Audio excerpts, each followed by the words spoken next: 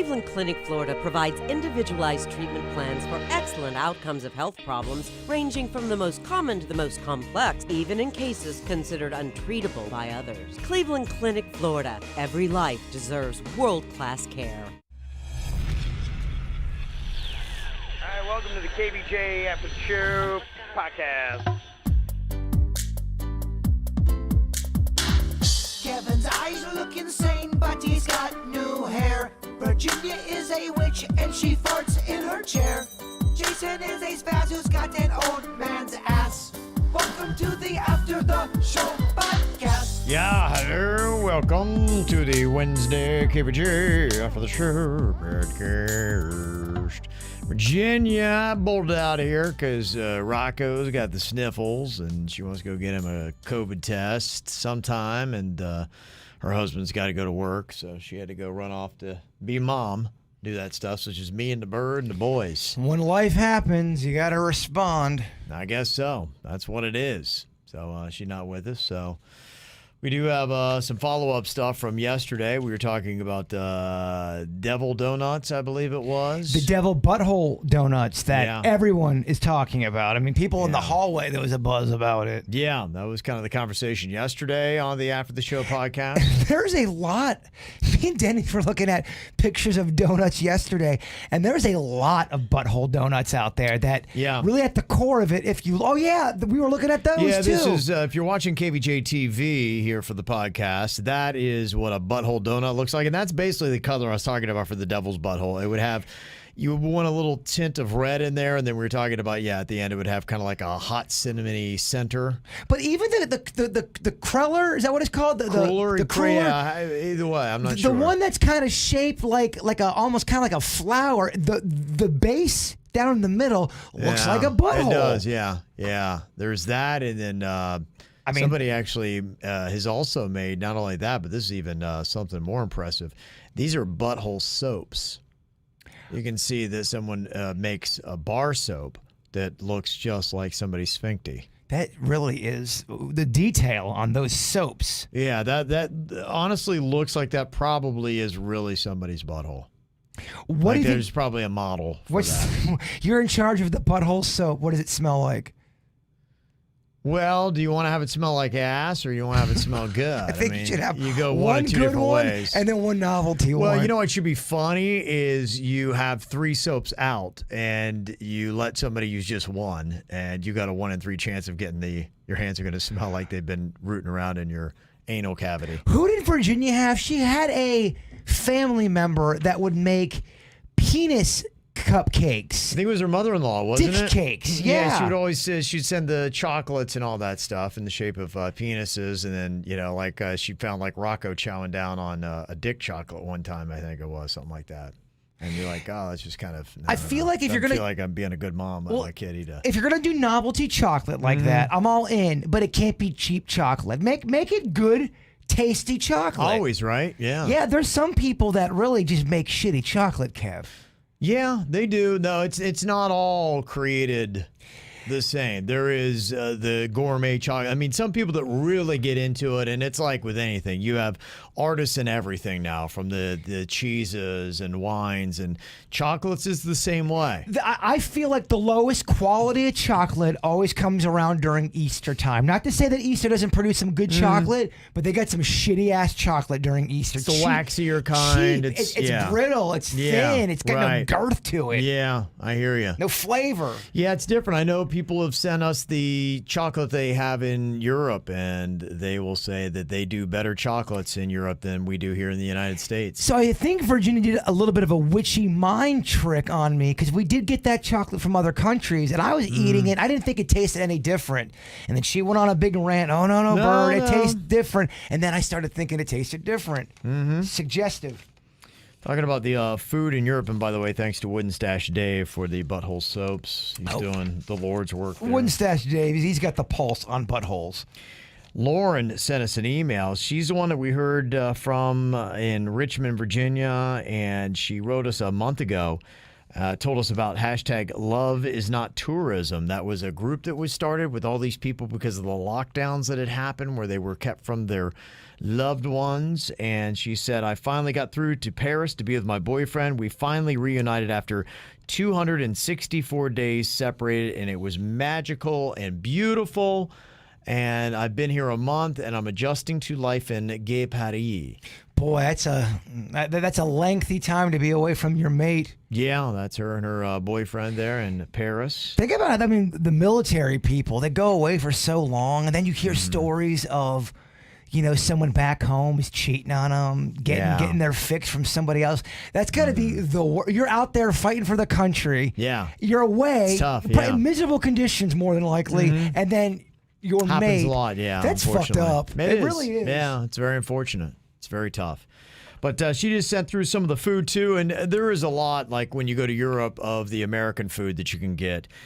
She was just kind of showing, like, looks like they have your Burger Kings and stuff like that. That is a burger that they have there. Little difference is maybe they've got, like, some kind of pepper relish or some kind of white creamy type sauce that they've got on that. Their sauces on the back look a little different too, Kev. Yeah, and a little different packaging, but this is like from a Burger King that they have there. They have the sweet and sour. They do have a creamy honey mustard, a curry mango sauce. Ooh, curry mango. Some of the stuff you can get there. You can see some of the sauces that they have. So, yeah, I mean, if you are an American, you do go to other countries, you can find a lot of the standard stuff that we have. Your McDonald's, your Burger Kings, your Pizza Huts are pretty much international for the most part. I would fuck up some Burger King right now. You would, huh? Yeah, that'd be good for you. And even taking a look at some of the pizzas that they have. That'd be fun. In France. It would be fun. It's fun going out of state and trying pizzas. I can only imagine different countries. Yeah, no, it's very, very interesting to check out. New Jersey, I thought there was some good places that had some good pizza in Jersey. They do, yeah. Arguably some of the best pizza you'll get in America is up there in the tri-state area. Definitely you can check out. And then, what's interesting is they'll do just like a little bit of a different flair. Like my mom was telling me that when she was in France a couple years ago, the one thing that she kept seeing was they would put an egg on pizza. Yeah, they do some weird shit, man. Yeah, she's just like, I don't know, where there's like a fried egg on my pizza. Like, that's odd. Where are your stance on eggs? Do eggs gross you out or do you like them? No, I mean, I get where they're gross, and they do kind of gross me out, but they're such a great source of protein. I eat them a good bit. They taste good, but they can be, depending on how they're still made, gross. They are gross.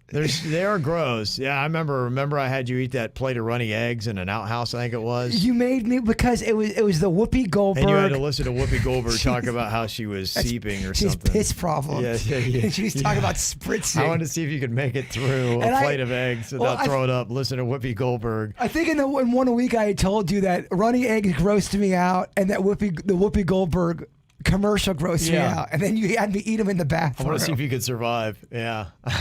No, eating anything in the bathroom is horrible. It is. The work bathroom. Yeah, especially while you listen to Whoopi talking about her. She was just so confident. Problems. She's too confident with her piss problems. She was. She was very cavalier. She didn't care. And, good for her to have that kind of confidence. There's 3 separate times where Whoopi has farted live on The View. Really? Yes. She just farts? She doesn't mean to, I don't think. I think it just sneaks out, Kev. Oh, no way. Like the spritzing. And what does she do? She addresses it? Because she doesn't have any problem with that. Well, because she has loud farts on The View. They're very loud. They're audible, so you cannot ignore them. Wow. And she owns them. She owns it. Dang, how about that? There is a power and a courage to how she does own it. But I think if it's audible and everyone knows it kind of came from you, you kind of have to own it. Mm-hmm. Don't you think?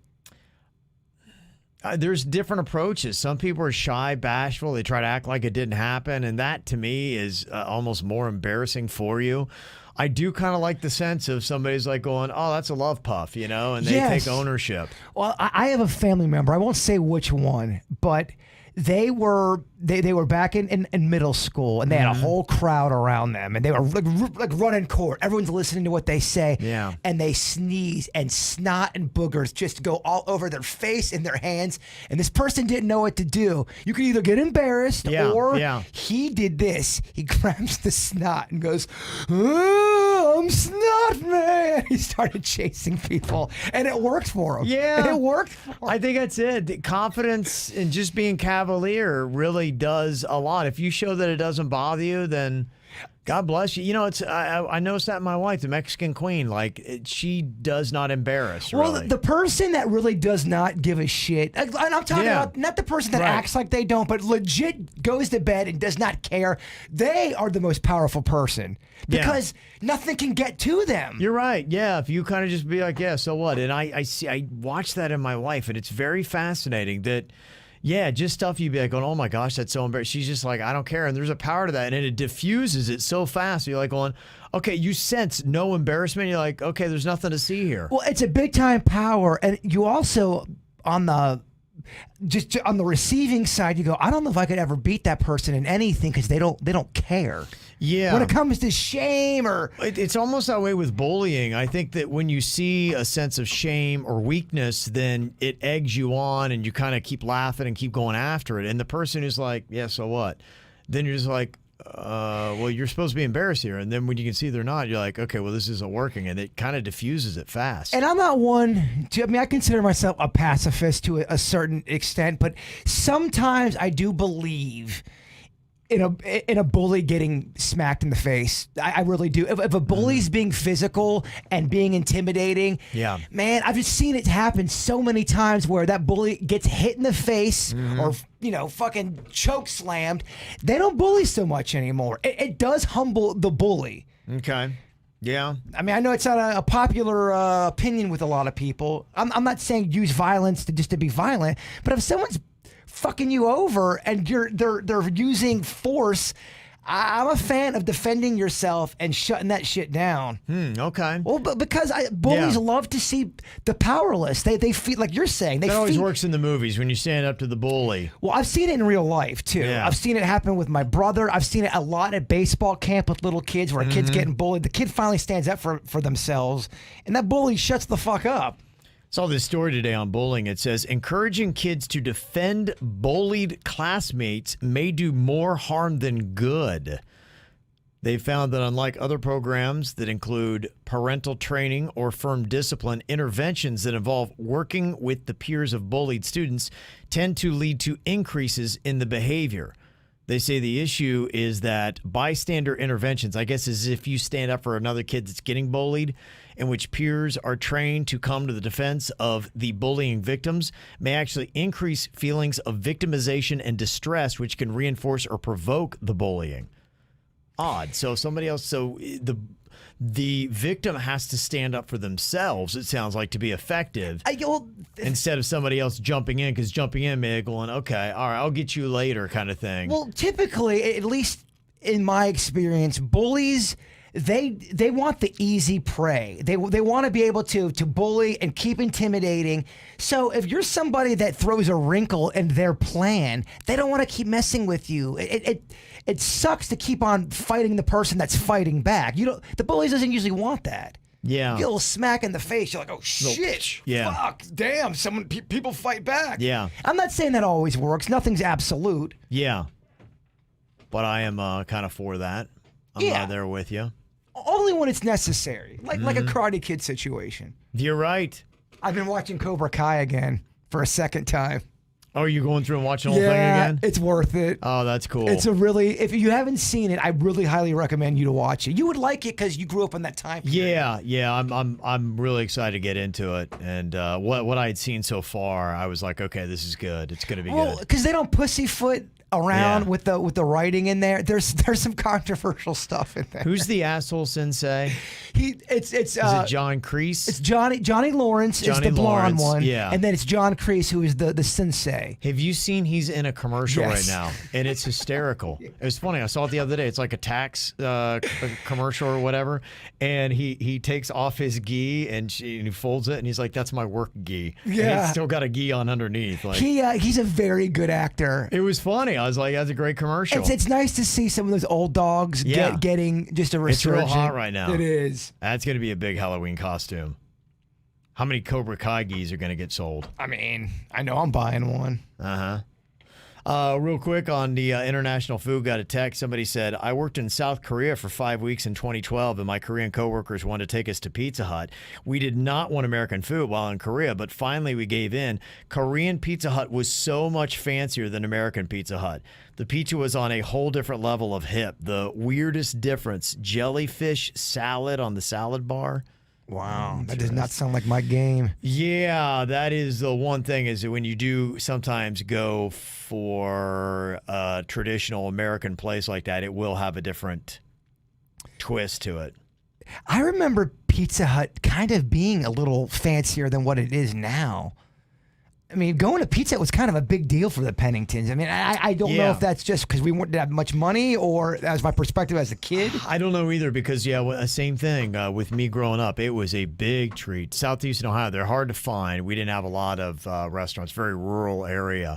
But I remember traveling for any kind of event, basketball, baseball, tournaments, whatever we were doing. If we wound up in another city, you got to a Pizza Hut. There was an electricity and excitement. There was. The pizza buffet, just being there. And they typically had that desktop Pac-Man game, and you would be playing video games, waiting, and just the smell. It had a good vibe. It had a vibe. There was an energy. It smelled amazing. You're playing video games. You're with your friends. And do you remember the excitement? Just to the nation when the buffet started at Pizza Hut. Electric. There was an electricity throughout the nation. There Some really of my was. best feelings and moments back when I was a kid were in Pizza Huts in Southeastern Ohio. My mom was eating Pizza Hut when her water broke with me. I remember that story. Yeah. Just it's fitting. You love it so much.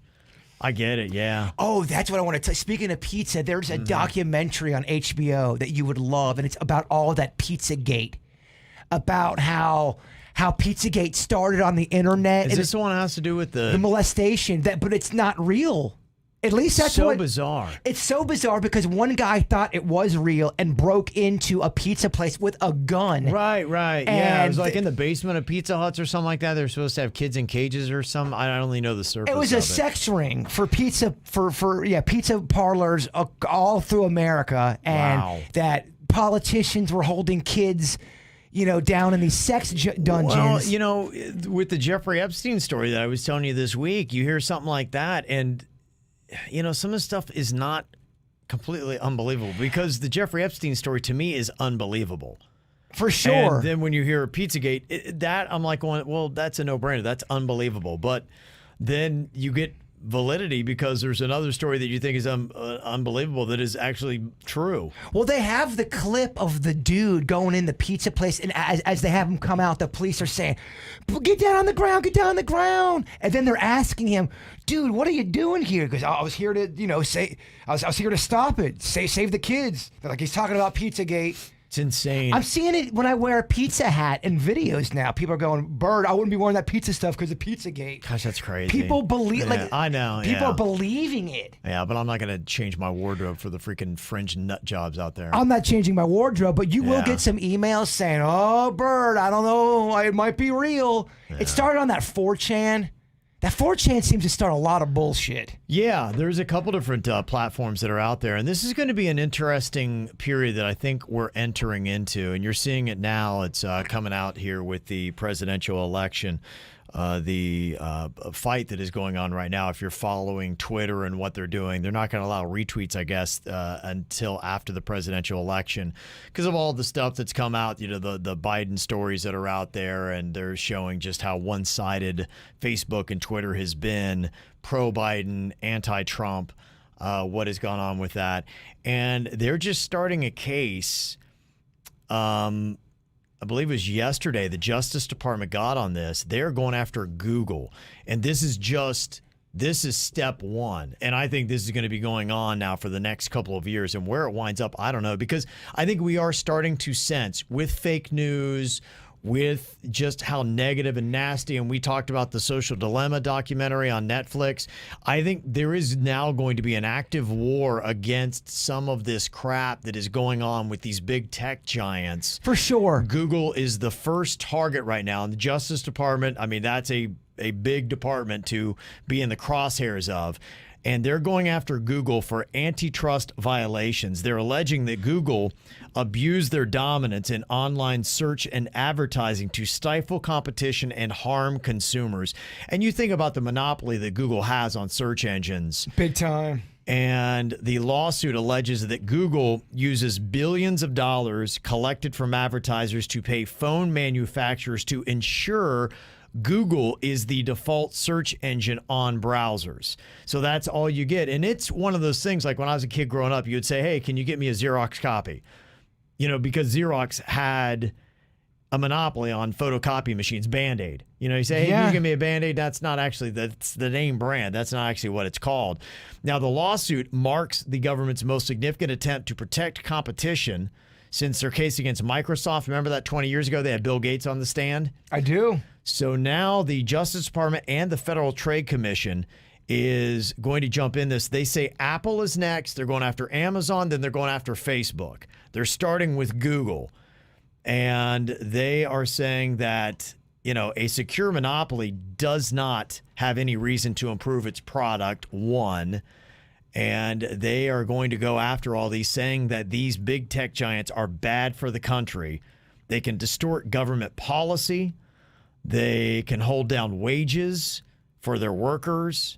And they often squash or buy competitors that threaten their position. I think you're going to see a lot of laws change when it comes to online everything. From harassment online. Yes. You can't we got to get to a point where you can't just go online and harass somebody, because that truly incites fear for some people. And our awareness of mental health now. Totally. Absolutely. You're really wrecking some people's lives by doing that. Well, I'm thinking about even young children growing up. Yeah. Kids that aren't, equipped to handle some of this. They might be talking to adults saying terrible shit to them. Yeah. And I'm talking about the bad online harassment.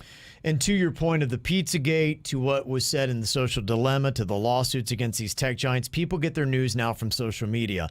And when your brain gets warped and twisted, that's why you're seeing people now that are walking around with guns and they're taking lives based on bad information they're getting off of social media. So, yeah, they're getting to the point where we've got to do something to really combat this actively. I'm not sure exactly what the name of the documentary was, but it's running on HBO. They talk a lot about Pizzagate. They talk a lot about fake news and how it all started, how the Pizzagate started on that 4chan and how it grew from there. Then it got on Reddit. Yes. Or I think it might have got on Reddit first, one of the two, but they say Reddit is another way of spreading fake news the quickest. All of these big companies, they've run unchecked. They're making gazillions, billions of dollars. And I think you're really going to see a war now start to happen with Google first, and they're going to start going through the other ones. And just the way business is now and what's happening in our society. You have the ultra rich, the ultra big companies. That's just what's going on. And we're starting to have a problem in our society. There's no middle ground either with wages or with companies.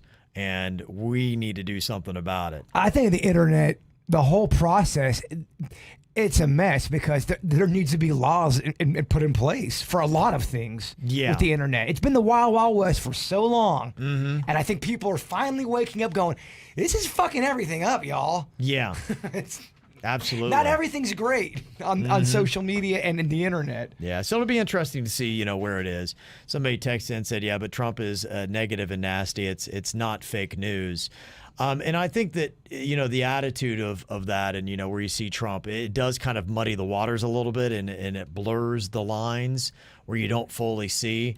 But, that sometimes gives people to say, hey, this is all fake. And other people on the other side would argue, say, okay, yeah, he does seem to trigger people, but there is some truth in some of these stories, and we got to make sure that there's accurate representation for both sides. For sure. When these stories come out. Well, us being in the media, we kind of see how it does work. There are fake stories out there. And there are stories out there just to get your blood boiling. And it's really not news in a sense. It's just kind of to get you pissed off, Yeah. which to me kind of contributes to the overall mood. It does, yeah. It does. Yeah, I definitely see that, with my mom. My mom gets whipped up into a frenzy and then gets a hold of me. Aunt Ann was the same way, man. I have to talk my mom down about every 2 weeks because she gets so wrapped up in, what's going on. Well, then I would see some of the stuff my aunt would be reading, and I go, Ann, you can't trust this bullshit. I mean, as soon as I saw the source she was talking about, I go, Ann, that's bullshit. I know. I'm same with my mom, and I have to tell her. And look, I'm always trying to figure it out. I just want the truth out there. I don't care one side or the other. I'm just trying to look through it. And you're right. The emotions do make it more challenging to find the truth. Denny's had the best comment on one of our Weird and Whatever podcasts. He said things really started to change and go to shit when the news started to get rated. When it's just the news, you're just you're not out trying to outshine your competitor. It's just the facts, baby. The Social Dilemma says that the truth is not the objective. Your time and attention is the objective for advertisers. Money, ching, all that. It. It's regular news. Engagement's what they care about, so they go after things and engage. You were asking today why those two sports reporters were yelling, and I noticed that yesterday, and it was unrelated. Not even those two sports reporters. Another one, I'm like going, why do they always scream? But I think it's because they're trying to cut through the noise of your life and in your house. You're right.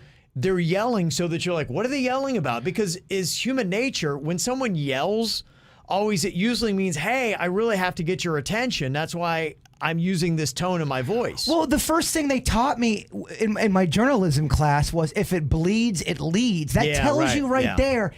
Even in class, they're saying if a story's not salacious, if there's not blood, if there all of the who cares? Then who gives a shit? You got to go with that one. And to me, that's new school journalism. That's not old school journalism. And not all stories are dramatic and crazy, but you got to find the dramatic and the crazy in the story, which isn't necessarily the truth, but it makes it more juicy and makes people want to watch it more. It changes the narrative, and that's not the news then. Yeah. It's a fucking story is what they're telling. Yeah, so it's crazy. It'll be interesting to see what happens with it over the next couple of years. I think what is going to be tough is as they go after the tech giants, how they can try to make it look like it's bipartisan. It's not somebody with an agenda that's going after them. Good luck. And that is what's going to be really tough. Good luck with that horse shit. That is what's going to be really tough is to say, look, I don't care. I just want the truth, and nobody's going to believe you. One other thing from yesterday's conversation, talking about arepas. Juan said, tell Jaybird, this is the arepa de chocolo. It's a sweet and greasy, and if they are legit, they come with cheese, which makes it excellent. It's a Colombian appetizer, so you may be able to pick it up in a Colombian restaurant near you. So I thought a lot about our conversation yesterday with the arepa. Okay. And I feel like I might have spoke out of turn because I have gotten the majority of my arepas from the same exact place, and it's when there's a concert here in West Palm Beach. There's always the arepa, a little stand there, and sometimes I think it's the same stand downtown. They're not my favorite. I need to have a authentic, legit arepa from somebody that's amazing because I might have been eating some whack ass arepas. It's possible. The thing that I've noticed just with my family and the Mexican cuisine, and I lean on them because, it's a big part of that. And my wife always talks about her grandmother and how good she was with cooking. And that was a sense of pride. I know Italians are very much like that, too. I think that the Hispanic culture is.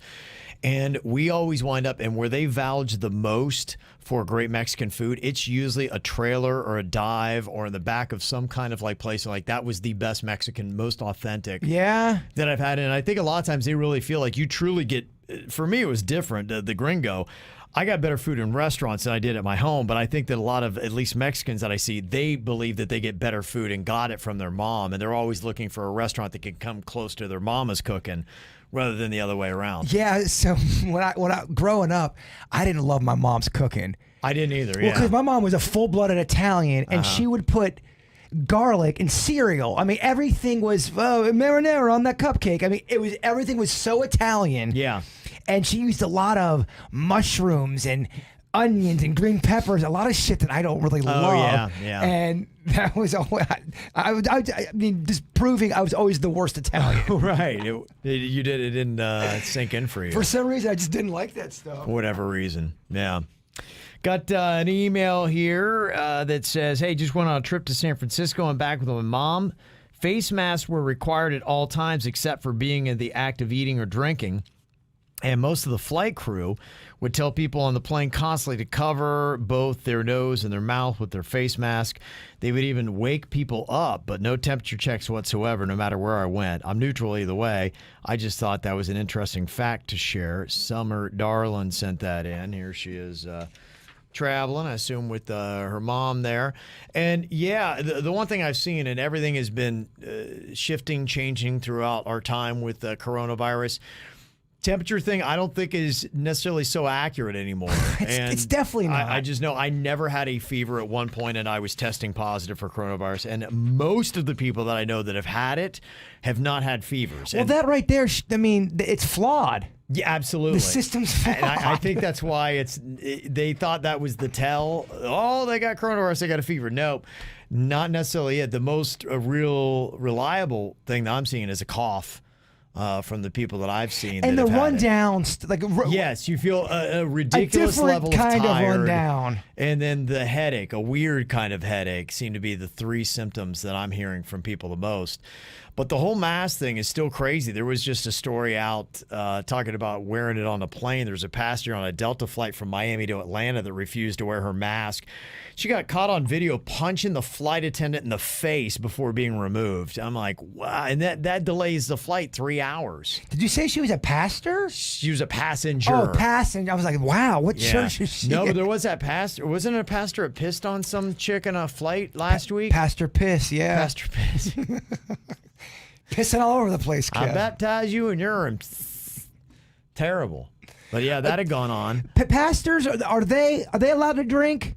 It depends upon the church that you're in. They all kind of look at it differently, so it really depends. The church that I attend, if you are on staff, you are not allowed to drink. Okay, You have to take an oath. So if a pastor's single, he or she cannot have premarital sex, correct? That's a no-no. Yeah, you can't be dating somebody and sleeping with them. You can be dating, but yeah, they would not. No poking the whiskers. They nothing would like not, yeah, because they're like, and I agree with it to the point where they say, look, you have to hold yourself to a higher moral standard. And if you don't want to do it, that's fine. For sure. You're not getting this job. And I completely agree with that. Where, yeah, if you set that standard and that's what you think, that you don't drink and you don't be poking the whiskers before marriage, then absolutely, that's within their right, and I think that's good because you do. I believe that pastors do need to be at a higher moral standard. Well, you said it. I mean, if you don't want to do it, then just don't be a pastor. That's what I don't understand. It's a higher calling. Yeah, I mean, it's a higher calling. It is, and it should be. It shouldn't be like I shouldn't be a pastor. No, I can't. I'm not. I don't have a higher calling. Yeah, because we like to have a drink every now and then and poke in the whiskers. Don't look at me for your moral guidance.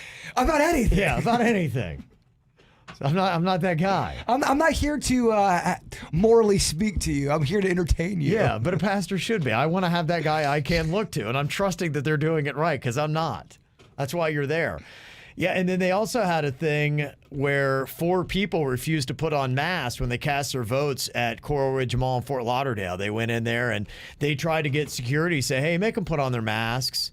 And the police didn't. And they're like, no, we're not going to mess around with that. So my rights.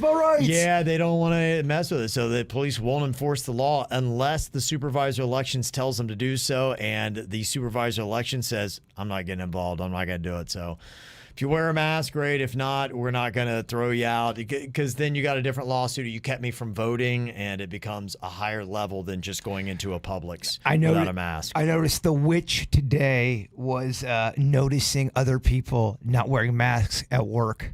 Really? And with each week that goes by, less and less people are wearing masks here. It's growing. You know, if you're on social media, you see the fight one way versus the other, and there is a combating of it. And, you know, they're seeing this too, where there's just fatigue that is setting in with all of this. I drove to Publix the other day, which is not a crazy drive. It takes me about 8 minutes to get there. Mm-hmm. But when you're tired and it's at the end of the night and you forget your mask, you tend to go, fuck, when you get in the parking lot and Yeah. realize you don't have your mask. It's tough. You have to go all the way back. And It's tough. Well, you just sometimes forget. We took a whole team photo with the whole crew. And I had taken my shirt off for the photo, trying to come up with something I could do for the photo. I forgot to put my mask on.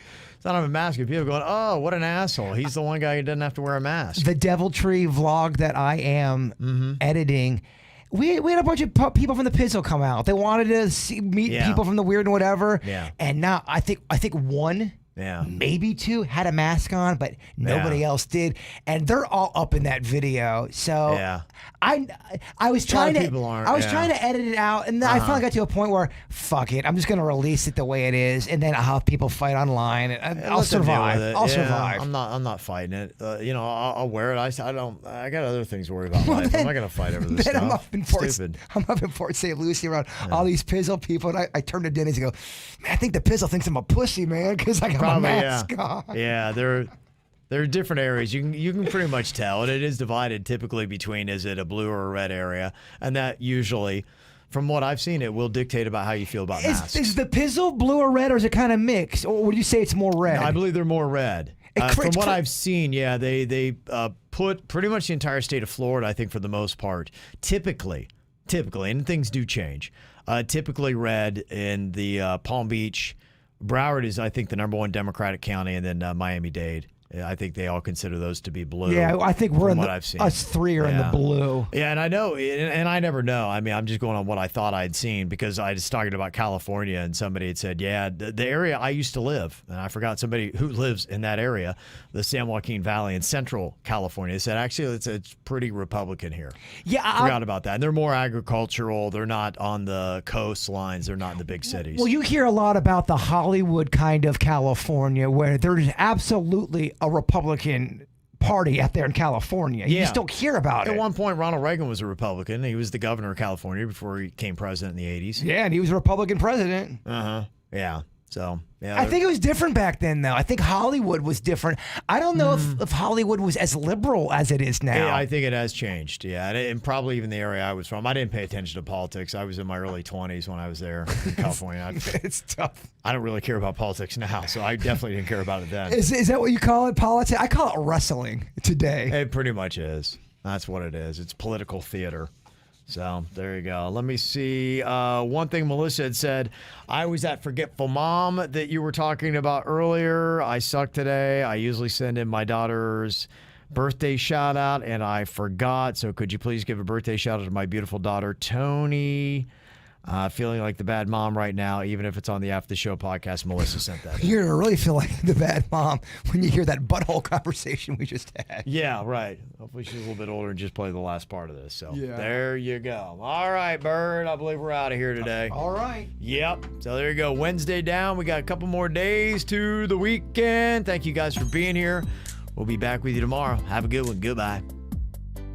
Cleveland Clinic, Florida provides individualized treatment plans for excellent outcomes of health problems, ranging from the most common to the most complex, even in cases considered untreatable by others. Cleveland Clinic, Florida. Every life deserves world-class care.